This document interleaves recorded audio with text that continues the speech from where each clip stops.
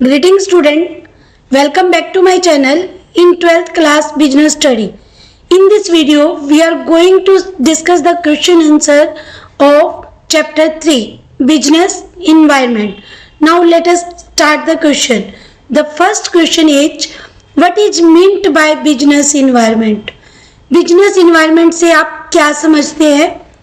The answer is the sum of all forces, external, institutions and individuals that are outside the control of a business organization is referred to as the business environment. कि ये सारे forces external होंगे जो business के control से बाहर होते हैं, उनको हम बिजनेस इन्वायरमेंट बोलते हैं क्योंकि ये बिजनेस की परफॉर्मेंस को अफेक्ट करते हैं. Right student, the forces mention here can be varied nature such as social, economic, political, legal और टेक्नोलॉजीज. इन फोर्सेज में जो है हम इंक्लूड करते हैं social, economic, political, legal, technological forces को. मीन्स सामाजिक, आर्थिक, राजनीतिक, कानूनी और टेक्नोलॉजी से संबंधित. इनमें जो एक चेंज होता है वो varied nature means fast changes होते हैं और जो कि एक बिजनेस की परफॉर्मेंस को अफेक्ट करते हैं. इंटरनल फैक्टर को हम बिजनेस इन्वायरमेंट में इंक्लूड नहीं करते. Right student, the organization is unable to control such type of forces but it can definitely have a positive और negative impact on the performance. ये बिजनेस के कंट्रोल से बाहर होते हैं मीन्स ऑर्गेनाइजेशन इन फोर्सेस को कंट्रोल में नहीं कर सकती बल्कि इनको एस्टिमेट लगाकर बिजनेस को जो इस टाइप से बिजनेस की पॉलिसीज बना सकती है जिससे कि अपने बिजनेस को सेव कर सके और प्रॉफिट जो सिचुएशन बनी रहे या सर्वाइवल जो बिजनेस का हो अच्छे से. For example, altering the design of A product with efficiency leads to its demand in the market, whereas below per performance the poor design will result in making the product inferior. कि अगर design product की जो design में change कर देना right तो क्या होगी, मार्केट में उसकी डिमांड बढ़ जाएगी और अगर वो जो प्रोडक्ट है वो बिलो परफॉर्मेंस का है मीन्स अच्छी क्वालिटी का नहीं है, अच्छा डिजाइन नहीं है, तो उसकी प्रोडक्ट की जो डिमांड होगी वो क्या होगी, डाउन होगी क्योंकि वो प्रोडक्ट क्या है, इंफीरियर है. जो बेस्ट प्रोडक्ट बन रहा है वो न्यू टेक्नोलॉजी मशीन पर बन रहा है और जो बिलो परफॉर्मेंस प्रोडक्ट बन रहा है वो लो टेक्नोलॉजी मशीन पर बन रहा है. तो इसका जो है अफेक्ट जो कॉमर्स बिजनेस पर पड़ता है और बिजनेस की परफॉर्मेंस जो डाउन हो जाती है इसकी वजह से क्योंकि टेक्नोलॉजी जो चेंज हो गई तो बिजनेस को अफेक्ट करेगी.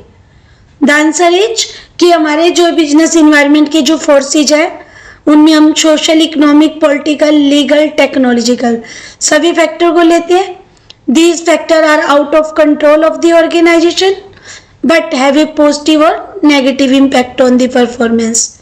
Right student, for examples government जो न्यू फॉर्म हुई तो आते ही उन्होंने एक्सपोर्ट इंपोर्ट पॉलिसीज को चेंज कर दिया.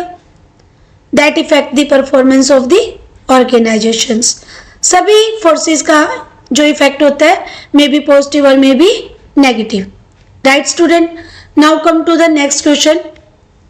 How does understanding the business environment help improving जो परफॉर्मेंस ऑफ ए बिजनेस.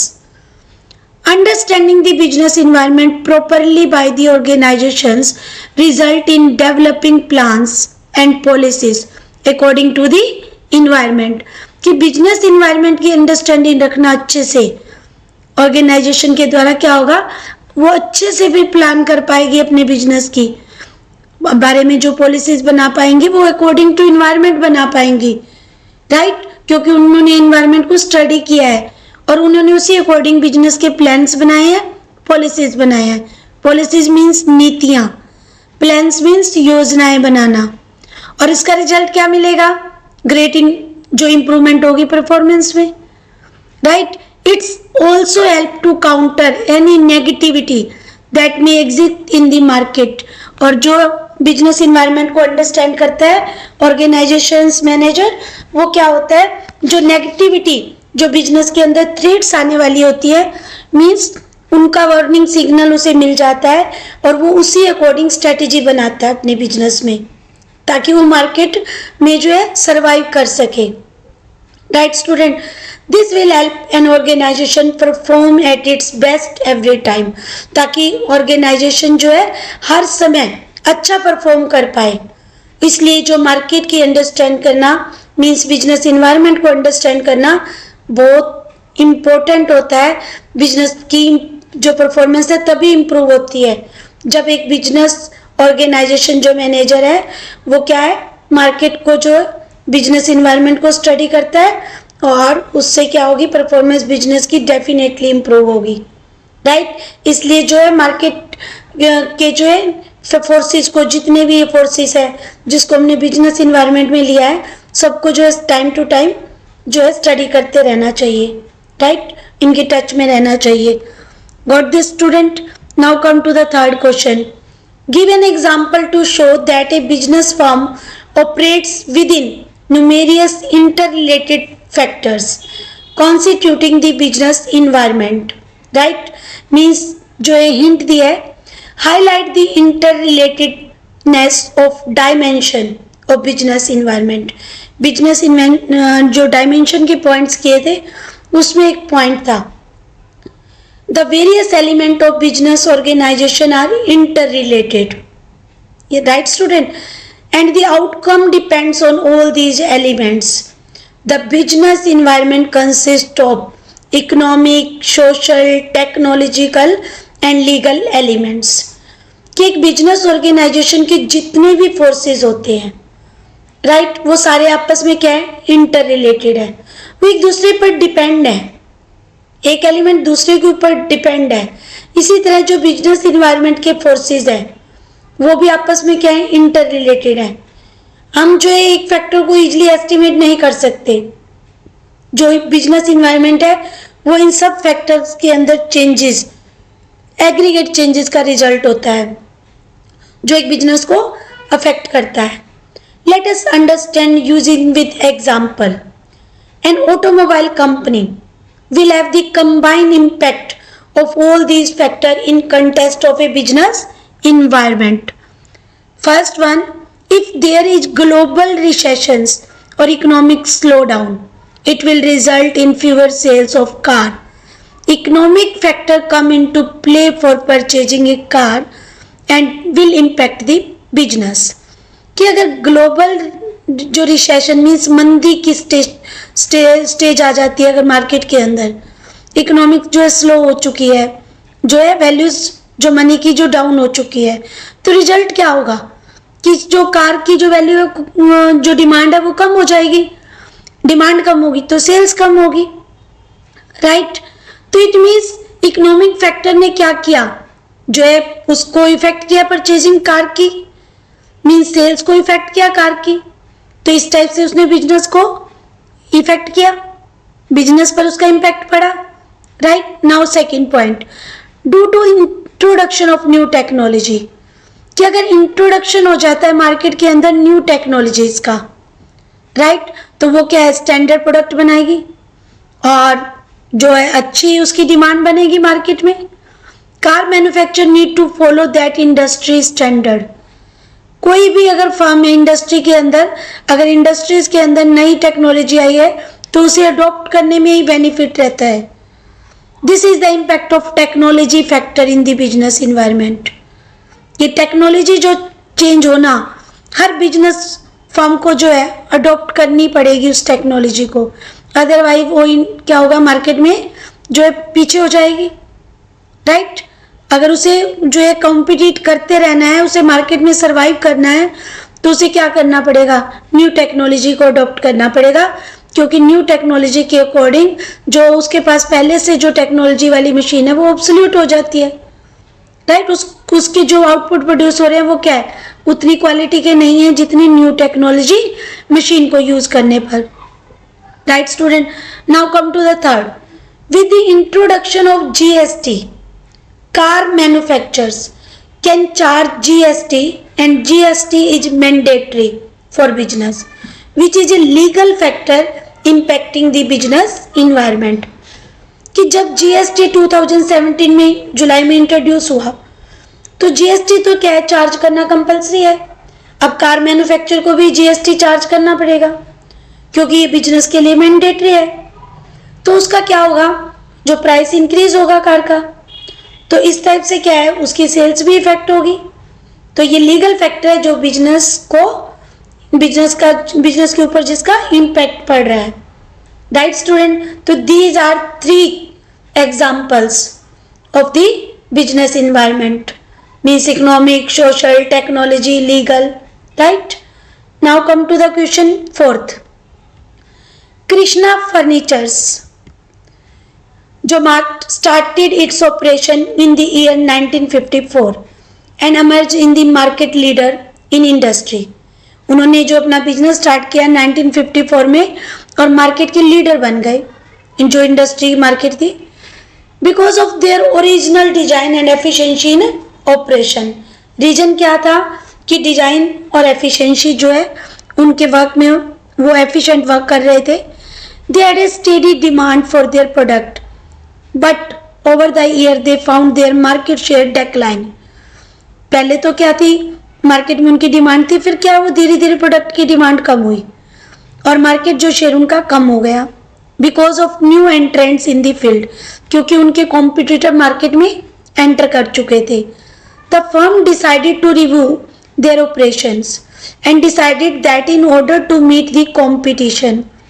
अब फर्म क्या करना चाहती थी, अपने ऑपरेशन के अंदर जो इस एक्टिविटी के अंदर कुछ नयापन करना चाहती थी ताकि वो कॉम्पिटिशन्स को फेस कर सके। They need to study and analyse the market trends and then design and develop their product accordingly. उन्होंने मार्केट को स्टडी किया, मार्केट ट्रेंड को स्टडी किया, प्रोडक्ट के नए डिजाइन बनाए रिसर्च वगैरह करके, और जो है डेवलप किया product according to the consumer preference, means new design में। Right, list any 2 impact of changes in business environment on Krishna Furniture's market operations। Increase in competition and market orientations। Increase in competition का मतलब कि competition का बढ़ना, और market orientation means जो product होगा वो अपने आप सेल हो जाएगा, कंज्यूमर ओरिएंटेशन नहीं। इनके बेस पर आपको जो है इम्पैक्ट बताना है। Right student, now the answer is following impacts can be seen with changing of the business environment for Krishna Furnitures जो है mark. First, rise in competitor leads to more competitions। कि जब कॉम्पिटिटर आए तो क्या होगा, मार्केट के अंदर हमारे जो है प्रतियोगी जो फर्म आ जाएंगे, तो कॉम्पिटिटर्स आ जाएंगे तो कॉम्पिटिशन इंक्रीज होगा। कॉम्पिटिटर्स बढ़ने से क्या होगा, कॉम्पिटिशन जो है बढ़ जाएगा।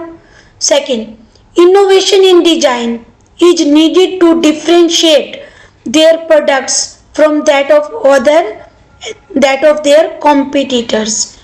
कि डिजाइन में इनोवेशन करना जिससे कि प्रोडक्ट आपके कॉम्पिटिटर से क्या है, डिफर जो है महसूस हो कि उसमें कुछ अलग है, हमारे कॉम्पिटिटर से अलग है वो प्रोडक्ट, जिससे कि कंज्यूमर उसे बाय करने के लिए मोटिवेट हो। राइट स्टूडेंट, तो these are the 2 impact when changing in the business environment, that can be seen in the changing in the business environment. Now come to the next question. Name any 2 specific forces of business environment affecting business। 2 specific forces के नाम बताने हैं, right, जो कि business को affect करते हैं। Specific forces have a direct impact on the way of business is run। It can be due to the following changes। First, changing taste of customer। Specific forces जो होते हैं जो एक फर्म को ही effect करते हैं, वो पूरी इंडस्ट्रीज की सभी फर्मों को एक जैसा इफेक्ट या इम्पैक्ट नहीं डालते। स्पेसिफिक फोर्सेज का डायरेक्ट इम्पैक्ट किसके ऊपर होता है, उससे रिलेटेड बिजनेस के ऊपर होता है। राइट, तो यहाँ पर फर्स्ट कि कस्टमर के जो टेस्ट में चेंज आ जाना, कॉम्पिटिटर की स्ट्रेटेजी में चेंज हो जाना, तो वो किसको इफेक्ट डालेगी, एक फर्म को इम्पैक्ट होगा, right. Shift in investor loyalty, कि हमारे जो इन्वेस्टर थे उनकी जो टेस्ट है, वो जो चाहते थे, वो लॉयल्टी थी उनकी, वो शिफ्ट हो गई। अब उनका उतना विश्वास नहीं रहा, तो उसका जो इम्पैक्ट पड़ेगा वो बिजनेस फर्म के ऊपर पड़ेगा। तो these are the specific forces of business environment affecting business. ये बिजनेस इन्वायरमेंट की स्पेसिफिक फोर्सेस है जो कि एक बिजनेस को अफेक्ट करते हैं। Got this point student? Now come to the short answer question NCERT of chapter 3. The first question is, why it is important for business enterprises to understand their environment? Right student, जो video number जो second थी हमारी, हमने जो importance of business environment topic था उसी के ऊपर बेस्ड है ये question, right. If you not watch then watch it and it's easily to write the answer of this question. Now the answer is, it is essential to understand the business environment as it's help in determining the success or failure of organizations। कि business environment को समझना बहुत जरूरी है, क्योंकि यही business की success या फेलियर को डिसाइड करती है। अगर आप इन्वायरमेंट को समझ लेते हो टाइमली तो बिजनेस सक्सेस की तरफ जाएगा, अदरवाइज बिजनेस फेल हो जाएगा। The function and performance of an organizations are dependent on various factors which can be external। जो परफॉर्मेंस होती है ऑर्गेनाइजेशन की वो क्या होती है, वो वेरियस फैक्टर के ऊपर, जो कि एक्सटर्नल फैक्टर होते हैं, जिनमें social factor, economic factor, political factor, technology factor, legal factor होते हैं, और इन्हें अंडरस्टैंड करना पड़ता है। और जब एक बिजनेस यूनिट इनको अंडरस्टैंड करते हैं तो वर्क करना बहुत इजी हो जाता है बिजनेस के लिए। It become easier to drive factor that help in growth, कि जब इन फैक्टर्स के बारे में नॉलेज हो जाती है तो बिजनेस की ग्रोथ करने में हेल्पफुल हो जाती है। तो मैनेजर को जो एक वॉच रखनी चाहिए एक्सटर्नल फैक्टर के ऊपर, जो कि बिजनेस इन्वायरमेंट के अंदर इंक्लूड है। The following points highlight the importance of understanding the business environment for business enterprises. जो इम्पोर्टेंस के पॉइंट्स हैं वो वन बाय वन हम डिस्कस करेंगे, और इन्हीं की वजह से बिजनेस इन्वायरमेंट को स्टडी करना इम्पोर्टेंट है। The first one is, business enterprises can identify positive opportunity for a business. It will help in making the first move and staying ahead of the competitions. कि अगर हम business factor को, business environment को study करेंगे तो जब market में मान लो अपॉर्चुनिटीज आने वाली हैं, कि कोई अच्छे अवसर आने वाले हैं, और हमें मालूम है, हमें कब मालूम होगा, जब हम मार्केट को, जब हम बिजनेस इन्वायरमेंट को जो अच्छे से स्टडी करेंगे, टाइम टू टाइम उनकी नॉलेज लेंगे, तभी हम फर्स्ट मूवर बन सकते हैं। उस अपॉर्चुनिटी को हम जल्दी से क्या अवेल करेंगे। अदरवाइज वो हमारी जो है अपॉर्चुनिटी किसको मिल जाएगी, वो हम छोड़ देंगे कॉम्पिटिटर्स के लिए। उसका बेनिफिट हमें नहीं अचीव होगा, बल्कि उसका बेनिफिट हमारे कॉम्पिटिटर्स उठा जाएंगे। Got this point? कि to get the benefits of first mover, जो फर्स्ट मूव तभी कर पाओगे जब बिजनेस इन्वायरमेंट को अच्छे से टाइम टू टाइम स्टडी करोगे। Now come to the second point, कि बिजनेस के अंदर जैसे अपॉर्चुनिटी आती है तो थ्रेट्स भी आती हैं। Businessman can identify potential threats by studying the business environment which can impact the growth of the organizations.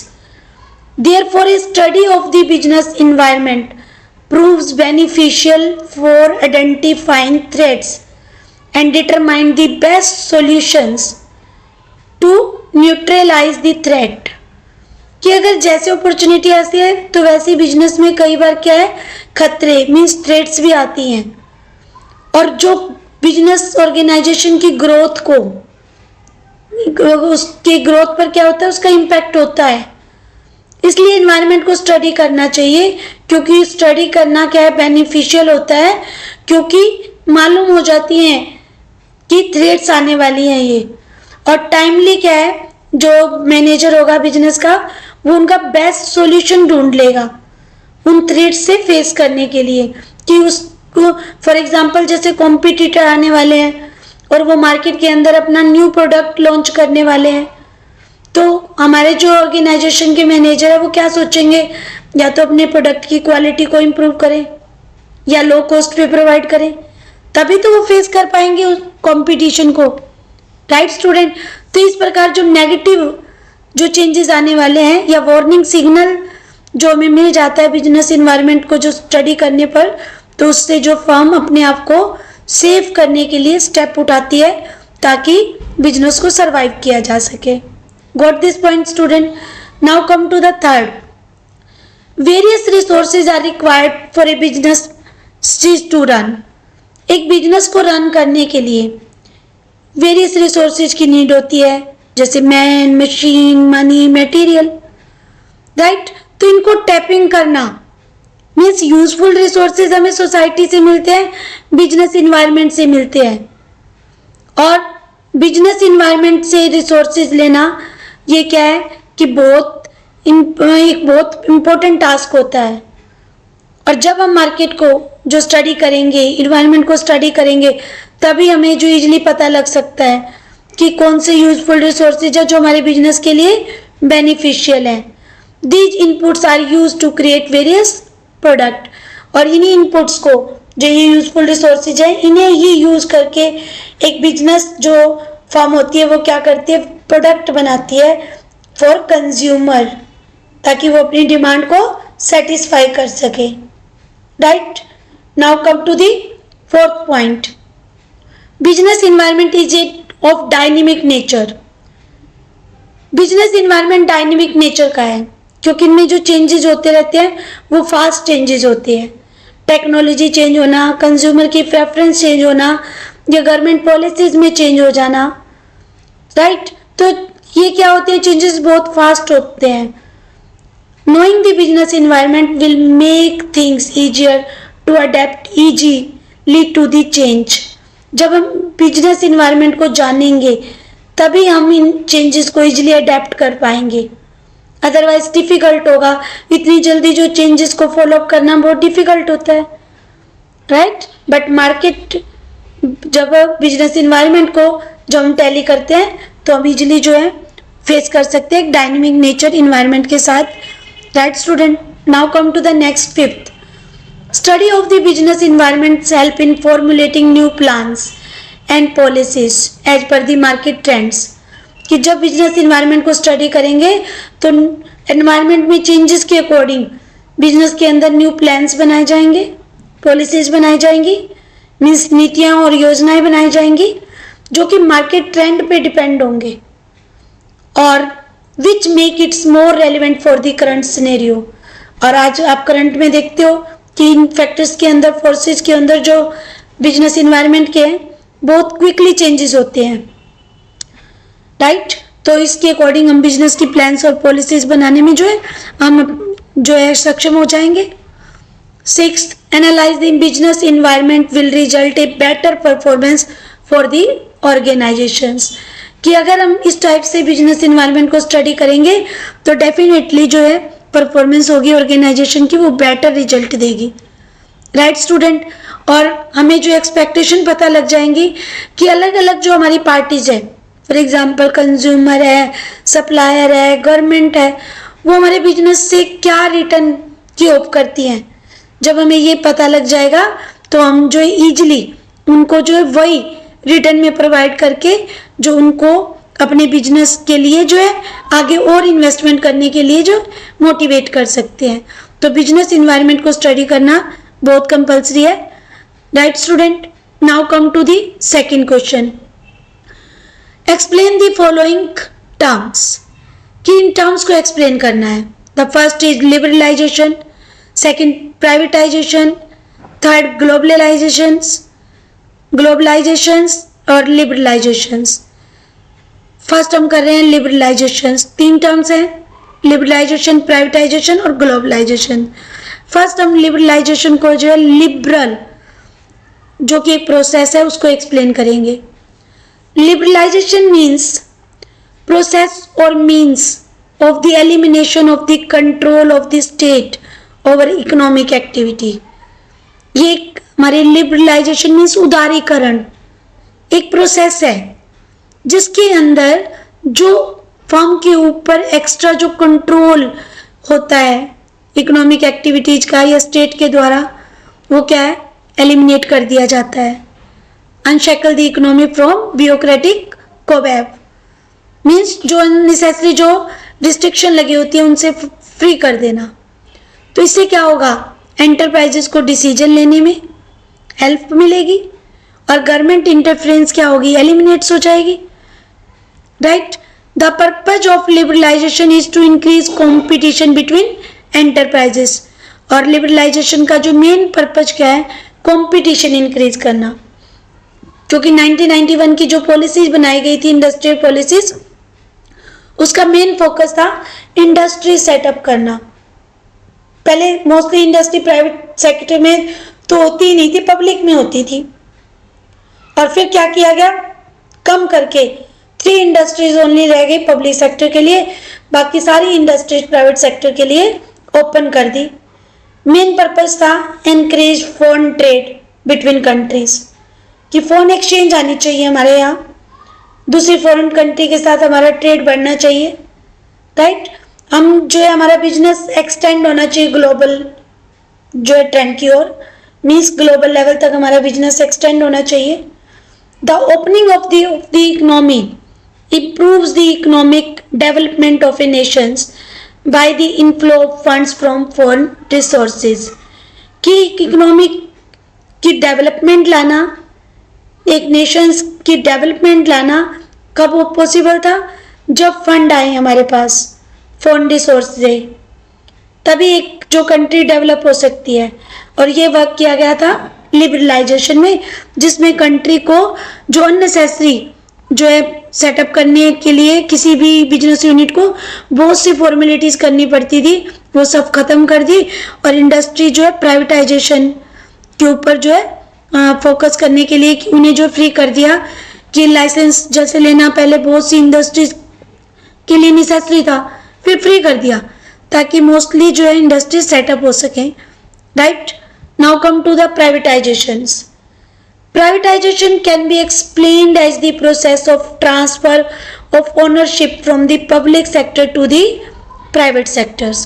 कि ओनरशिप को ट्रांसफर करना पब्लिक सेक्टर से प्राइवेट सेक्टर में, और इस टर्म को हम बोलते हैं डिसइन्वेस्टमेंट इन बिजनेस।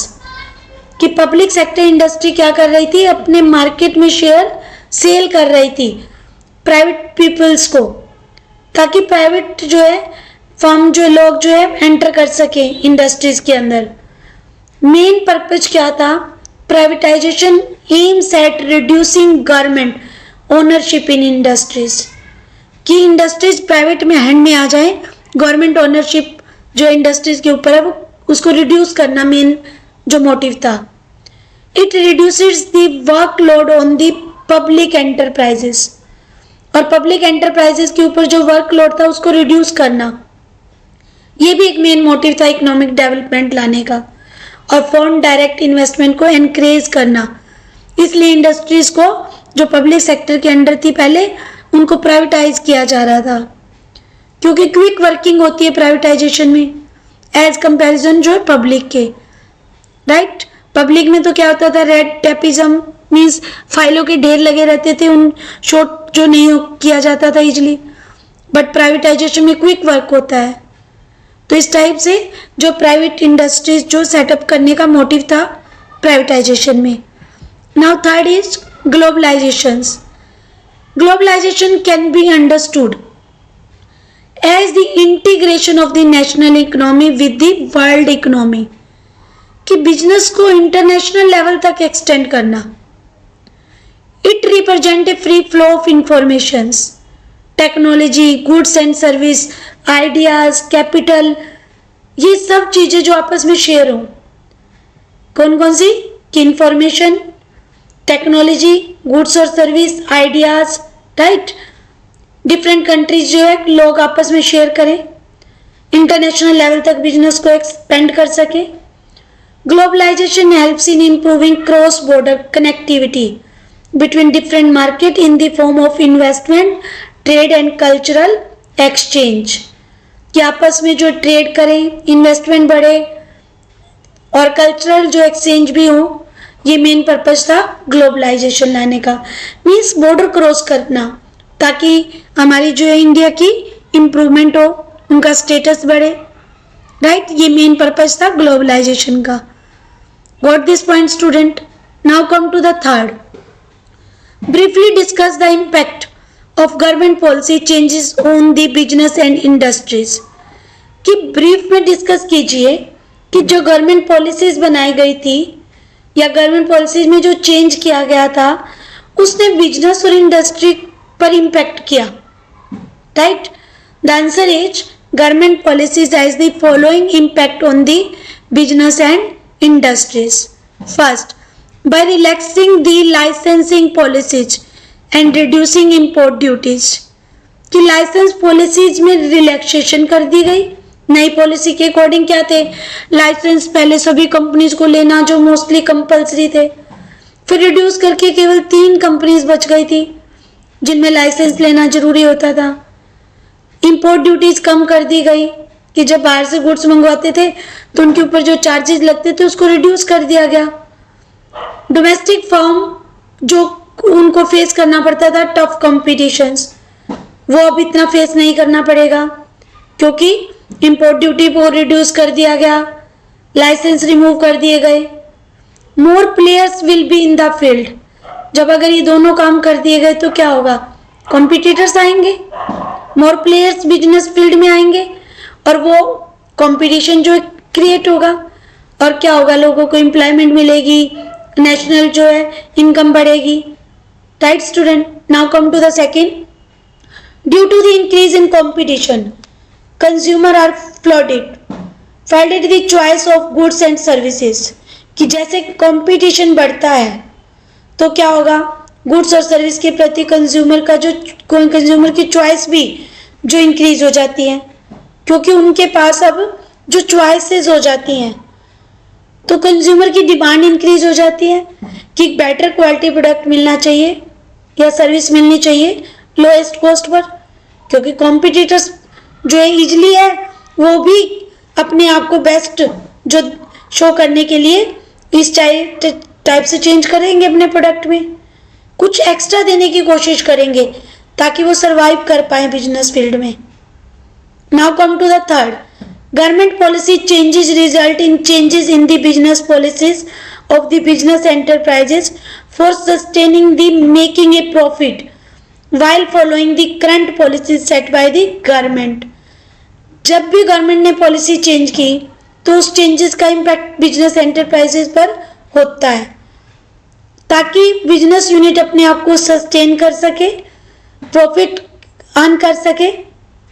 तो गवर्नमेंट ने इस टाइप से जो रिलैक्सेशन दिया पॉलिसीज के अंदर ताकि जो है बिजनेस यूनिट सस्टेन कर पाए और जो उनमें ग्रोथ भी पॉसिबल हो, प्रॉफिट अर्निंग जो है पहले से इंक्रीज हो।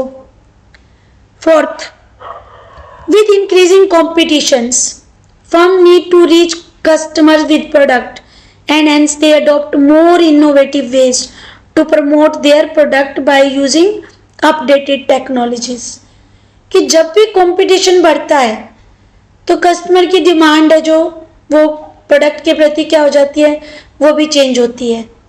अब वो चाहते हैं कि उनके पास जो प्रोडक्ट आए वो बेस्ट क्वालिटी का हो, इसलिए फर्म को क्या करना पड़ता है, इनोवेशन करवाना पड़ता है, अपडेट जो टेक्नोलॉजी यूज करनी पड़ती है ताकि प्रोडक्ट को अपडेट कर पाए। प्रोडक्ट की सेल्स को प्रमोट तभी कर पाएंगे जो प्रोडक्ट अपडेट होगा। Got this point student? Now come to the fifth. All the improvement in technology and product are possible with the help of trained manpower, कि टेक्नोलॉजी की इम्प्रूवमेंट है जो जिससे कि कैसे पॉसिबल हुई कि ट्रेन मैन पावर के द्वारा विदाउट प्रॉपर स्किल्स, कि टेक्नोलॉजी यूज करना इजी नहीं होता, उसके लिए प्रॉपर स्किल की नीड होती है। कोई भी ऑर्गेनाइजेशन इजीली एग्जीक्यूट नहीं कर सकती प्लान्स को प्रॉपरली, उसके लिए उन्हें अपने जो एम्प्लॉयज होते हैं उनको ट्रेन करना पड़ता है। Therefore improvement in human resources are very important in the current contest. इसलिए आज बिजनेस यूनिट ह्यूमन रिसोर्स के ऊपर ज़्यादा एफर्ट्स करती हैं, क्योंकि ह्यूमन रिसोर्स एक एक्टिव पार्ट होता है बिजनेस के अंदर। बाकी मैन के अलावा क्या है, मटेरियल, मशीन और मनी। टोटल 4 रिसोर्सेज होते हैं, मैन एक्टिव है ओनली, बाकी क्या है, मशीनरी है, मनी है, मटेरियल है, वो तीनों तो इनएक्टिव पार्ट है।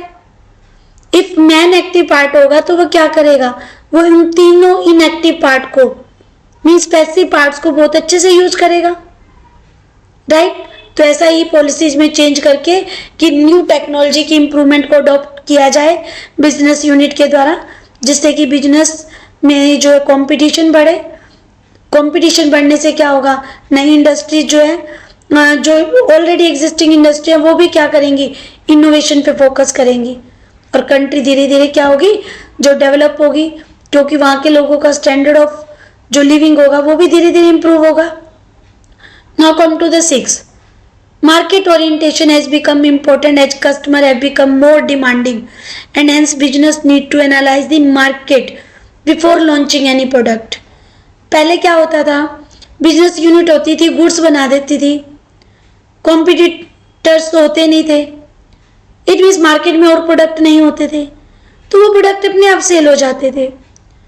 बट आज कॉम्पिटिशन है, आज प्रोडक्ट जो बनाते हुए मैन्युफैक्चरर को फर्स्टली मार्केट को सर्वे करना पड़ता है और फिर मार्केट ओरिएंटेशन के अकॉर्डिंग प्रोडक्ट बनाने पड़ते हैं, means according to consumer demand के, जैसे कंज्यूमर चाहता है वैसे डिमांड के अकॉर्डिंग प्रोडक्ट लॉन्च करने पड़ते हैं मार्केट में, राइट स्टूडेंट। तो मार्केट ऑफ ओरिएंटेशन बन जाती है। 7th, public sector enterprises need to perform more efficiently in order to survive the competitions. Public sector enterprises थी, उन्हें भी अब जो वर्क करना पड़ रहा था वो एफिशिएंटली वर्क करना पड़ रहा था, तभी वो सरवाइव कर सकती थी कंपटीशन टाइम में, राइट। क्योंकि क्या है, गवर्नमेंट फंड कर देती थी और वो जो है लॉस पे भी चल रही थी, तो उन यूनिट को बंद किया गया जो लॉस पे चल रही थी, या बाइफर के अंडर दिया गया, बोर्ड ऑफ जो है रिकंस्ट्रक्शन यूनिट के जो अंडर दिए गई वो यूनिट, या फिर उन्हें प्राइवेटाइजेशन किया जा रहा था। तो अब उनके पास एक ही ऑप्शन बनी थी, क्या ऑप्शन बची थी कि या तो अपनी परफॉर्मेंस को इंक्रीज करें, और परफॉर्मेंस को इंक्रीज करने के लिए अब जो उन्हें कंपटीशन को फेस करना पड़ता था, तभी वो सरवाइव रह सकती थी, राइट स्टूडेंट। तो these are the point on the of the when new industrial policy introduce by the government. ये जो है हमारा बिजनेस के ऊपर इम्पैक्ट हुआ, इंडस्ट्रीज के ऊपर इम्पैक्ट हुआ, कि गवर्नमेंट पॉलिसीज ने इम्पैक्ट डाला बिजनेस के ऊपर भी और इंडस्ट्रीज के ऊपर भी, right. Now come to the 4th question. National digital library of India is a pilot project initiated by the HRD Ministry. It works towards developing a framework of virtual repository of learning resources with a single window search facility. It provides support to all academic levels, including research, lifelong learners, and differently able learners free of cost. State the dimension of the business environment highlighted above. The answer is the following business dimensions are highlighted here. First, by developing a framework of a virtual repository of learning resources, it highlights the technology dimensions. कि जो change किया गया वो किस में था, technology में, क्योंकि अब जो है वो इनिशिएट कर रहे थे HRD मिनिस्ट्री को कि कुछ रिसोर्सेज जो है इस टाइप के इंट्रोड्यूस किए जाएं। तो इट मीन्स कौन सी डायमेंशन बनी हमारी, यहाँ पर जो डायमेंशन बनी वो टेक्नोलॉजी डायमेंशन बनी। And second, bye supporting research learners and differently abled learner free of cost. It means यहाँ पर जो वेलफेयर मोटिव है, तो it highlight the social dimension. तो यहाँ पर डायमेंशन बतानी है दोनों एग्जाम्पल्स के अंदर, दोनों लाइंस के अंदर।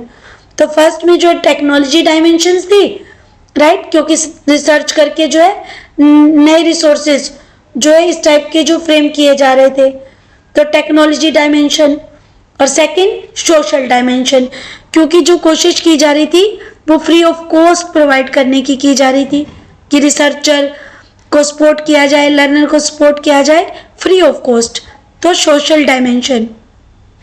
Right student, now come to the next question, fifth. State the impact of demonetisations on interest rates, private wealth and real estate. Demonetisation का क्या इम्पैक्ट था इन सेक्टर के ऊपर, ऑफ दीज सेक्टर्स के ऊपर डीमोनेटाइजेशन का क्या इफेक्ट था। फर्स्ट, इंटरेस्ट रेट, कि as demonetisation happened, number of cash transaction reduced, bank deposit increase in the form of Jan Dhan account, more financial saving by the people of the nation.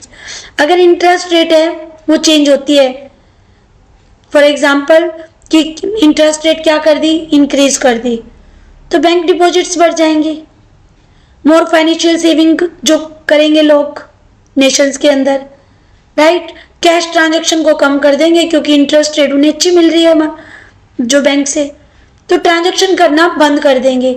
हमने वहां पर एक एग्जाम्पल किया था कि लोगों ने कार परचेज करनी बंद कर दी थी क्योंकि उन्हें जो बेटर इंटरेस्ट प्रोवाइड हो रहा था बैंक के द्वारा।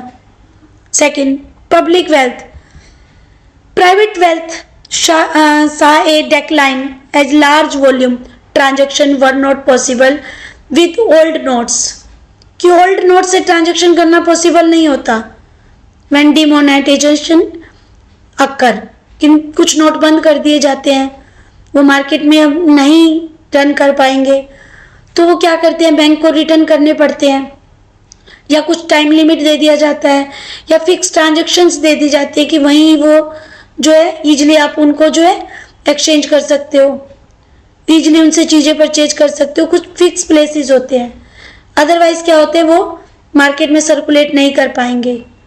तो real estate, third point, demonetisation led to decline in real estate prices, कि रियल एस्टेट प्राइसेस के ऊपर जो डिक्लाइन हो जाना मेन पर्पज होता है, मीन्स करप्शन रिड्यूस हो जाए, क्योंकि इससे क्या होता है जो लोगों ने जो अपने पास जो मनी सेव कर रखी होती है वो मार्केट में सर्कुलेट नहीं कर पाती, तो वो बाहर आ जाती है।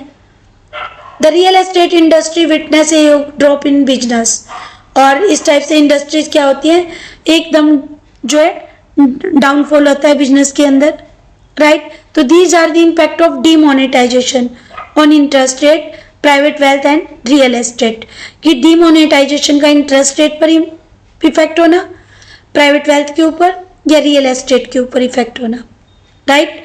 आई hope you all understand these short questions, and in next video we will meet with long answer questions, NCERT questions of chapter 3rd. Thank you, have a nice day.